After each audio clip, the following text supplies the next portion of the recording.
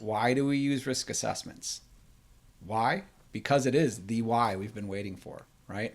It allows us to clearly and unemotionally show what risk our IT services reduce. Hey, bet you didn't think I was going to say that.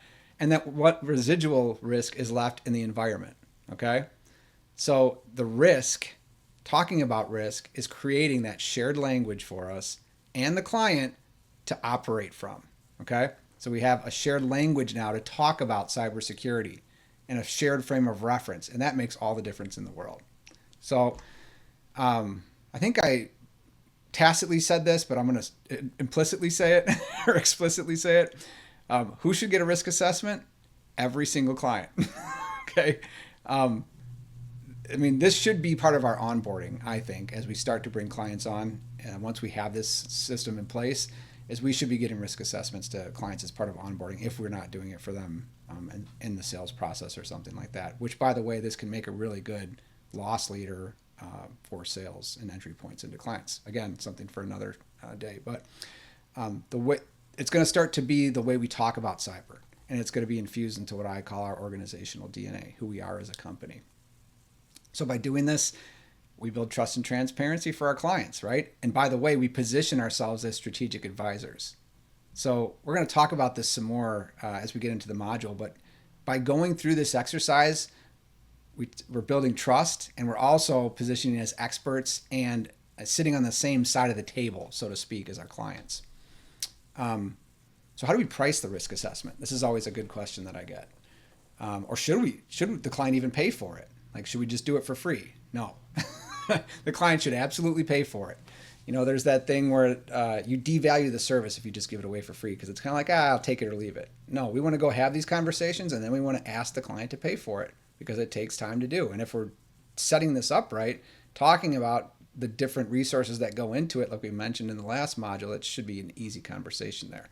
Now, you may structure it as a loss leader, like I mentioned, but don't leave money on the table. Like, I would price it as something that can be profitable for you, right?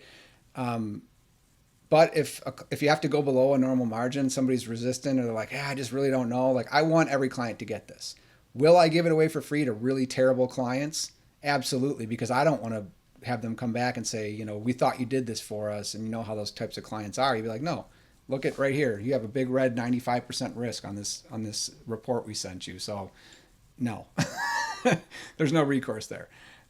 But all that to say is, if you got to go below what your normal price is, a method I like to use is to price it at about like 80% of their current monthly spend for IT services, right? That's going to be below what's profitable, but I want them to pay for it, and I want to try and at least cover the cost to do it for my resources, right? So let's say they're paying you $5,000 a month, right? If they pay you $4,000 for a risk assessment, is that going to cover it? Depends on the size of the client. It'll be close, right? But it's going to be an easier yes. It's like, oh, okay, it's $4,000. Like, we're already paying X amount. Like, it's like the poker rule, right? this is a little hold'em tactics for you. But positioning it, right? So we talked about this again, but I want to reiterate in this lesson, when we talk about why they need a risk assessment, we want to focus on risk and resilience, the strategy of the why, right?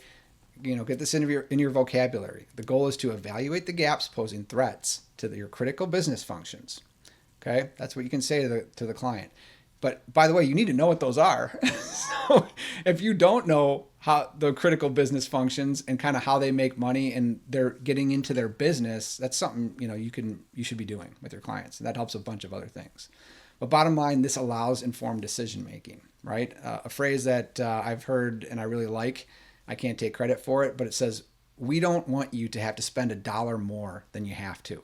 And so that's what this risk assessment does, is it shows us the areas of critical risk to your business so we can take the dollars and get the best mileage for the investments we're making and not spend money where we don't.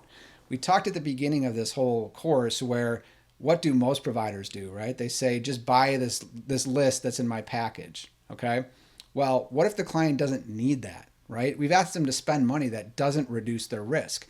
And if that comes out, another MSP comes in and does a risk assessment for them and says, why are you paying for this? You don't even use this.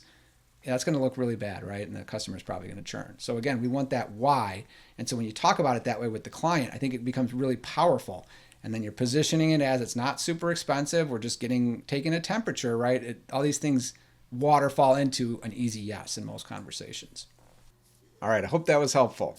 Now, if you want to take what you've just learned and integrate it into a full spectrum vCISO operating system, as well as learn how to package, price, and scale your vCISO offer effectively, check out the link below and learn about how the PowerGrid vCISO system can transform the way that your MSP delivers vCISO services and supercharges the entire revenue lifecycle for your cybersecurity program.